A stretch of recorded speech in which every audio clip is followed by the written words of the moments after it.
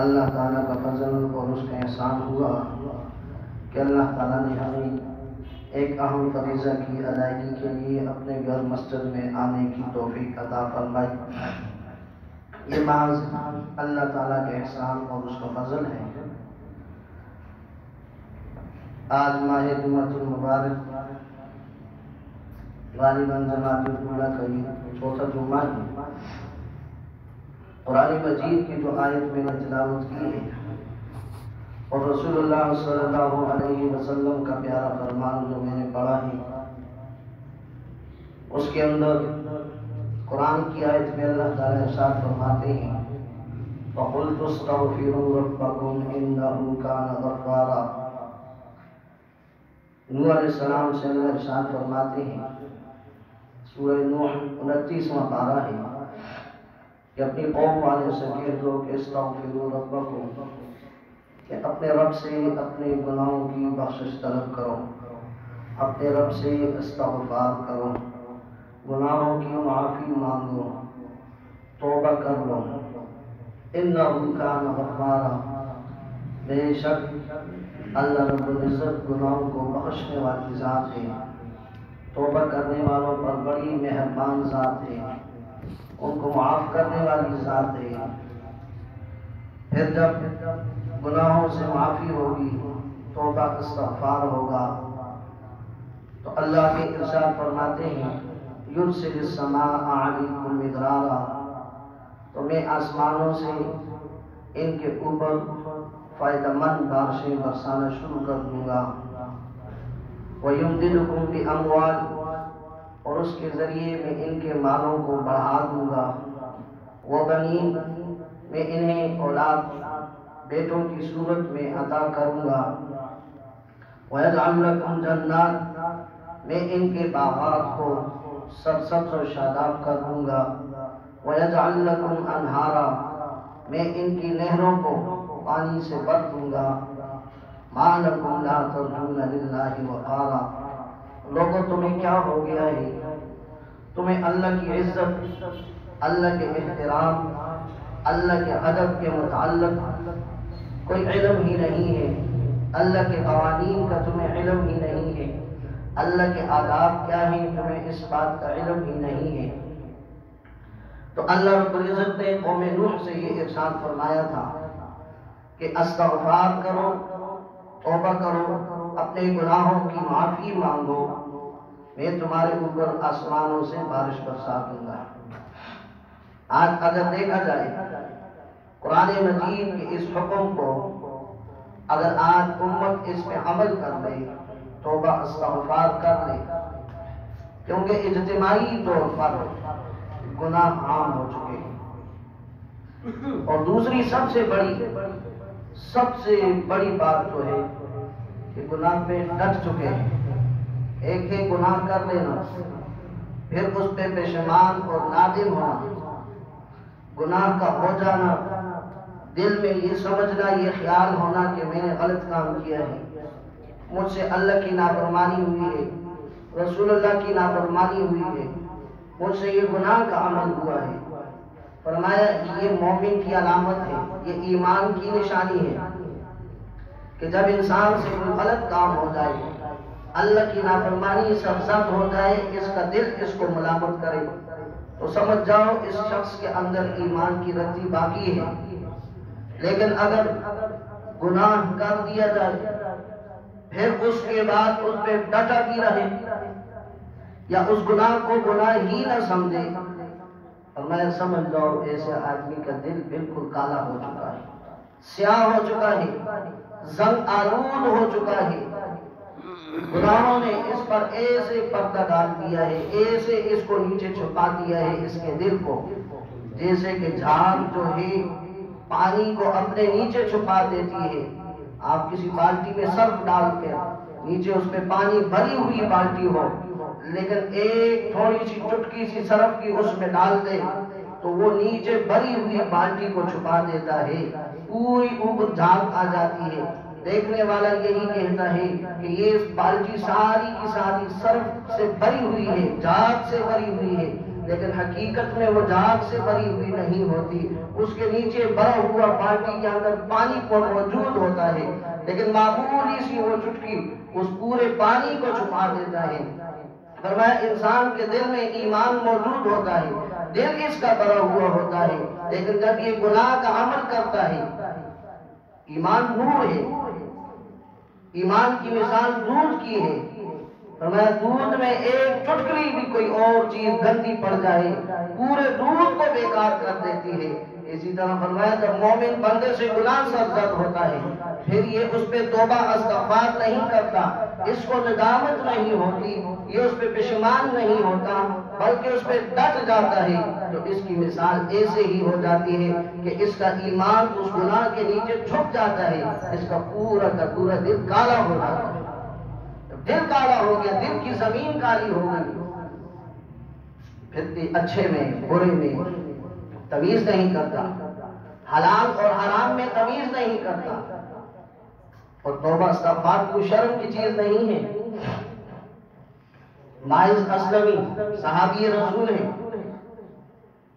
رسول اللہ صلی اللہ علیہ وسلم مسجد نبوی میں بیٹھے ہوئے ہیں، آپ دوڑتے ہوئے آئے اور کہا اللہ کے رسول مجھ سے گناہ سرزد ہو گیا ہے۔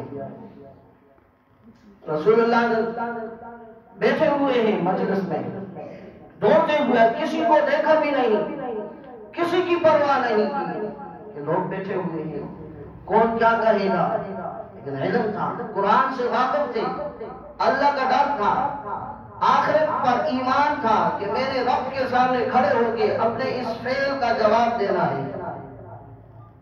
رسول اللہ کے پاس آئے تھے، کہنے لگے اللہ کے رسول مجھے پاک کر دے۔ کہا کیا ہو گیا؟ اللہ کے رسول مجھ سے زنا ہو گیا۔ رسول اللہ نے فوراً چہرہ پھیر دیا۔ ماعز اسلمی اس طرف سے دوڑتے ہوئے آئے، کہا اللہ کے رسول میں کہہ رہا ہوں مجھ سے زنا ہو گیا ہے، مجھے پاک کر دے۔ رسول اللہ نے انہوں چہرہ پھیر دیا، دوڑ کے اس طرف سے آئے، کہا اللہ کے رسول میں کہہ رہا ہوں مجھ سے زنا ہو چکا ہے، مجھے پاک کر دے۔ حضور نے پیچھے کو چہرہ پھیر دیا، پیچھے کی طرف سے آئے کہ اللہ کے رسول میں کہہ رہا ہوں مجھ سے زنا ہو چکا ہے، میں اللہ سے ڈرتا ہوں، اللہ کے سامنے کب میں کھڑا نہیں ہو سکتا، اگر سارے لوگوں کے سامنے مجھے اللہ نے کھڑا کر کے مجھ سے پوچھ دیا کہ ماعز بتا تو نے یہ کام کیوں کیا تھا، تو نے کسی ماں بہن کی بیٹی کو کیوں اس طرح اس کی عزت پہ ہاتھ ڈالا تھا؟ اللہ کے رسول میں دنیا کے سامنے رسوائی نہیں چاہتا، وہاں اللہ کے سامنے ساری دنیا کے سامنے مجھے رسوا کیا جائے۔ آج دنیا کی رسوائی میرے لیے بہتر ہے، لہٰذا میرے لیے باقی کا میرے کوئی بندوبست فرمائے، مجھے کوئی ایسا راستہ بتائے، ایسا طریقہ بتائے اس دنیا کے اندر میرا یہ گناہ مٹ جائے اور کل قیامت کے دن اللہ کے سامنے میں سرخرو ہو چکا ہوں۔ کیا ہوا؟ رسول اللہ صلی اللہ علیہ وسلم نے جب چاروں طرف سے وہ آیا، سامنے سے بھی، دائیں سے بھی، بائیں سے بھی، پیچھے سے بھی، چاروں سمت مکمل ہوئی، رسول اللہ صلی اللہ علیہ وسلم نے کہا صحابہ کرام سے، پھر اس سے پوچھا کیا تو شادی شدہ ہے؟ اس نے کہا ہاں میں شادی شدہ ہوں۔ رسول اللہ نے صحابہ سے کہا جاؤ کس کو رجم کر دو، سنسار کر دو۔ بڑا حضور دل پہ پتھر رکھ کے فیصلہ کرتے تھے، اور کبھی کبھی یہ کہا بھی کرتے تھے لوگوں یہ جتنے حدود اور قصاص اللہ کی طرف سے مقرر کی ہوئی سزائیں ہیں، ان کے اندر فیصلے میرے پاس لے کے نہ آیا کرو۔ اگر تم سے کوئی ایسا فعل سرزد ہو جائے اس پہ مٹی ڈال دیا کرو، آپس میں حل کر لیا کرو، توبہ استغفار کر لیا کرو، چھپا دیا کرو اس کو، میرے پاس لے کے نہ آیا کرو۔ کیوں؟ جب تم میرے پاس لے کے آؤ گے، میں تو اللہ کا رسول ہوں، پھر میری بیٹی فاطمہ ہی کیوں نہ ہو، پھر تو وہ بھی سزا بھگتنے کے لیے تیار ہوگی، پھر تو میں نے اس کے لیے بھی فیصلہ کرنا ہے، اللہ کا حکم جو ہے، پھر تو میری بیٹی فاطمہ ہی کیوں نہ ہو، جب چوری وہ بھی کرے گی میں اللہ کا حکم سنا کے اس کو بھی ہاتھ کٹوا دوں گا۔ بڑی باتیں ہیں اس میں ہمارے لیے، بڑی باتیں ہیں۔ صحابہ کرام لے گئے، عیدگاہ کے قریب تو کھلا میدان تھا، جگہ تھی، وہاں پہ پتھروں سے ان کو مارا صحابہ اکرام نے.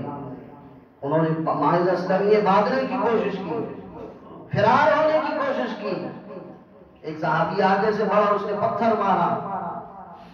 قرآن مجید ایک جگہ میں بہت زبردست جملہ ارشاد فرماتا ہے، آج کی دنیا اگر اس معاملے کو دیکھ لے وہ تو فوراً کہہ دیتی ہے جی بڑے ظالم لوگ ہیں، بڑے کیا ہیں، ظالم لوگ ہیں جی. اللہ کے قانون کو ظلم سے آدمی مغرب تعبیر کرتا ہے، لیکن اس کو کیا پتا کہ ایک کا ظلم ہزاروں کے ظلم کو چھپا دیتا ہے، ایک کا قصاص ہزاروں کی زندگی کو بچا دیتا ہے، ایک کے ہاتھوں کا کاٹنا ہزاروں کے ہاتھوں کے کاٹنوں کو بچا دیتا ہے. لاکھوں لوگ چوری سے بچ جائیں گے، ایک کا ہاتھ کٹ گیا. ایک کو رجم کر دیا، ہزاروں لوگ زنا سے بچ جائیں گے. ایک کو سنسار کر دیا، ہزاروں لوگ اس میرے بد سے دور ہو جائیں گے. ایک پہ بھی کوئی حد جاری کر دی، ایک مسلمان نے کسی دوسرے پہ جھوٹی تہمت لگا دی، سر عام قاضی نے اس کو، جج نے اس کو سر عام 80 کوڑے لوگوں کے سامنے جب لگوا دیے. قسم خدا کی معاشرے میں کوئی شخص کسی پہ جھوٹی تہمت لگا نہیں سکے گا.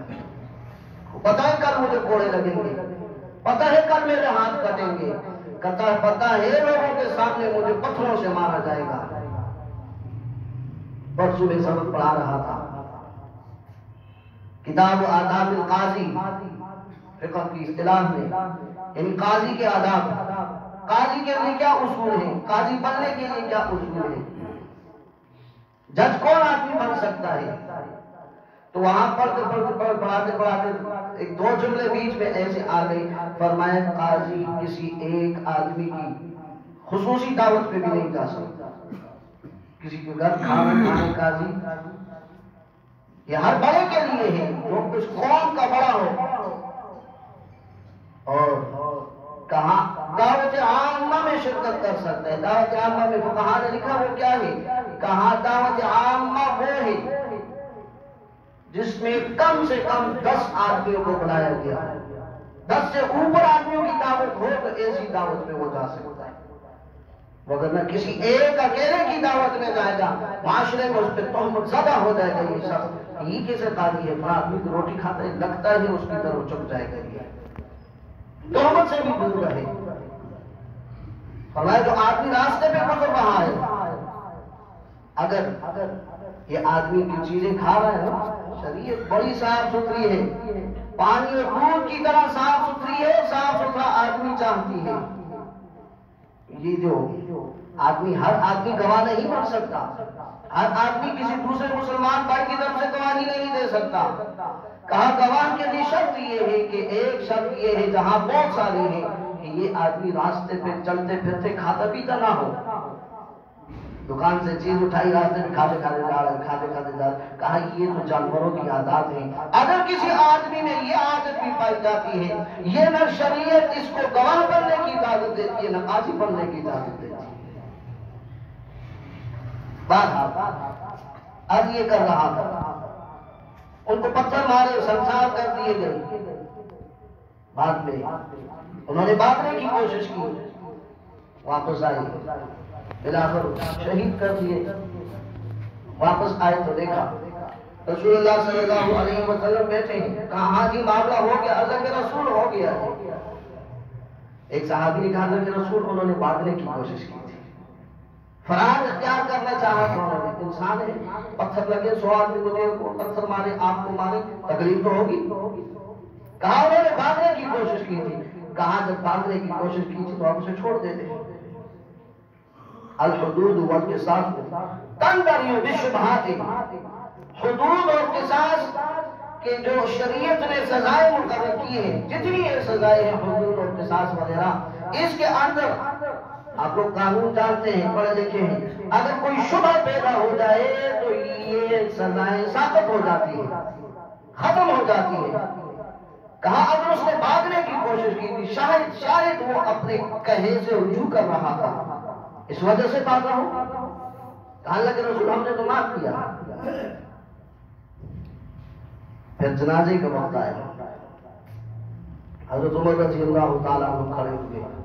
اللہ کے رسول اس کا جنازہ نہیں پڑھا، اس کا جنازہ نہیں پڑھا، اس نے تو یہ عمل کیا ہے تاکہ معاشرے کو پتہ چلے۔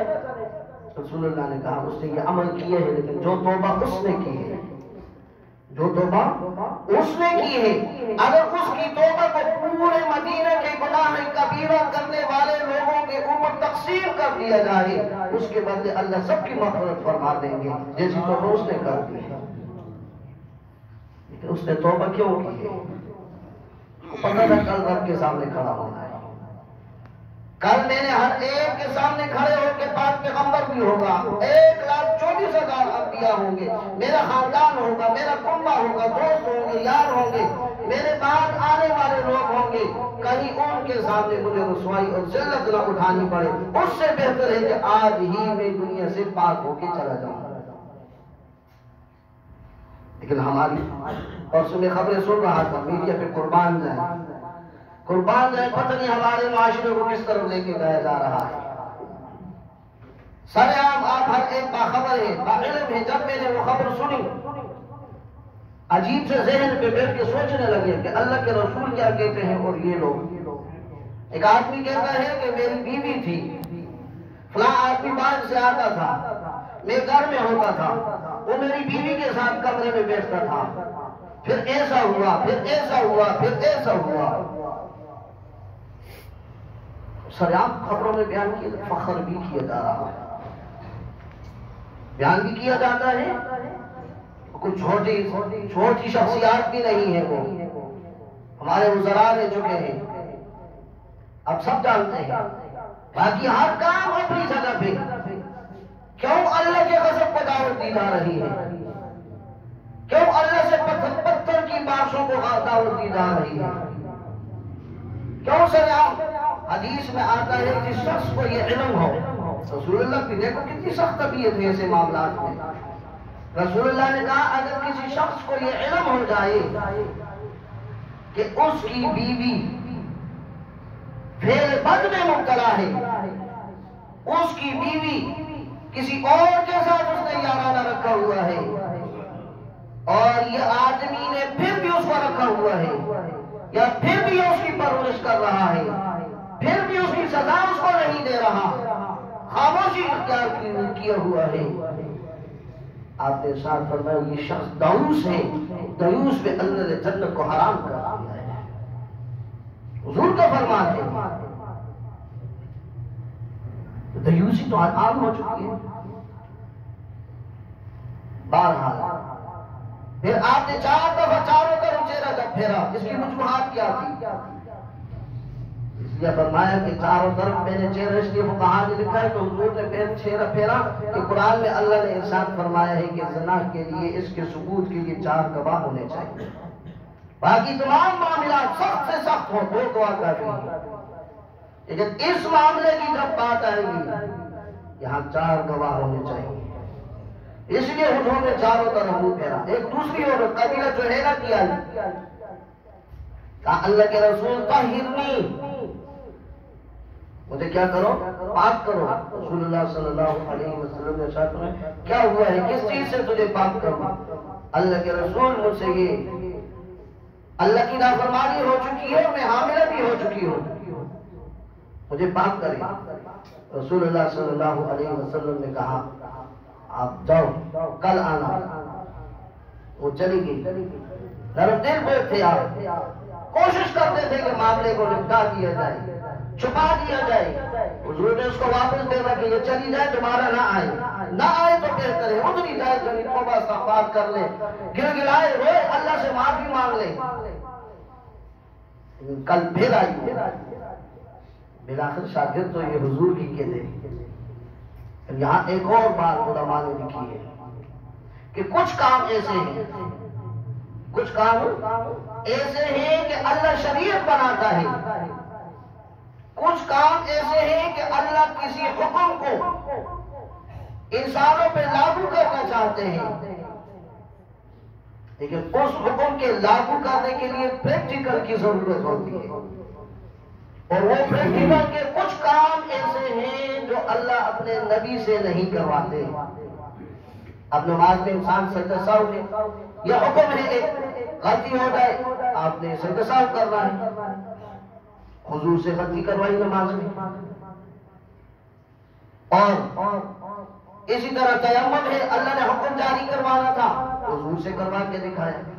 اور بہت سارے ایسے معاملات ہیں، روزے رکھوانے تھے، نہ رکھوانے تھے، حضور سے کروا کے دکھائے، تاکہ امت کو کیا ہو جائے، پتہ چل جائے کہ یہ ایسے افعال تھے کہ یہ نبوت کی شان کے خلاف تھے. ایک آدمی سے ایسا کام بھی کرے اور وہ نبی بھی ہو، یہ نہیں ہو سکتا. اسی لیے تو فرمایا غلام احمد قادیانی بےمان جس نے نبوت کا دعویٰ کیا تھا، اس میں یہ فعل بد بھی پایا جاتا تھا. بہرحال وہ الگ موضوع ہے. عورت کو واپس بھیج دیا، اور دوسرے دن پھر آئی، یا رسول اللہ طاہرنی، مجھے پاک کر دے. رسول اللہ نے کہا چلی جاؤ. پھر آئی تیسرے دن، پھر حضور نے کہا اچھا تو حاملہ ہے، تیرے پیٹ میں بچہ ہے، جب تیرے ساتھ ہم تجھ پہ اللہ کی قانون کو نافذ کریں گے، اللہ کا حکم نافذ کریں گے، تیری وجہ سے تیرا بچہ مر جائے گا، تو چلی جا، جب بچہ پیدا ہو جائے پھر آ جانا. اتنی ڈیل ہمیں مل جائے، ہم تو وطن ہی چھوڑ کے بھاگ جائیں گے. شکر ہے جان چھوٹی ہے. لیکن بچہ پیدا ہوا، وہ پھر آئی اللہ کے رسول، بچہ پیدا ہو گیا، مجھے پاک کر دے. میں اللہ کے سامنے اس حالت میں حاضر نہیں ہونا چاہتی کہ وہاں دنیا کی آخرت کی زندگی میں میری نظریں جھکی ہوئی ہوں، لہذا غلطی تھی مجھ سے ہو چکی ہے، اب مجھے پاک کر. رسول اللہ صلی اللہ علیہ وسلم نے پھر کہا کہ چھوٹا معصوم بچہ ہے، تیری گود میں ہے، اب اس کو دودھ پلاؤ، جب یہ بچہ دودھ چھوڑ دے پھر آ جائے. انہیں بھی 2-2.5 سال گزرے، اس کو دودھ پلایا، پھر آئی اللہ کے رسول نے دودھ چھوڑ دیا ہے. کہا نہیں، واپس جاؤ، جب یہ کچھ کھانے پینے لگ جائے نا خود، پھر اس کو پھر دوبارہ پھر تیرے متعلق ہم فیصلہ کریں گے. 7 سال بعد پھر لوٹ کے آئی اللہ کے رسول، اور بچے کے ہاتھ میں روٹی کا ٹکڑا بھی دے دیا.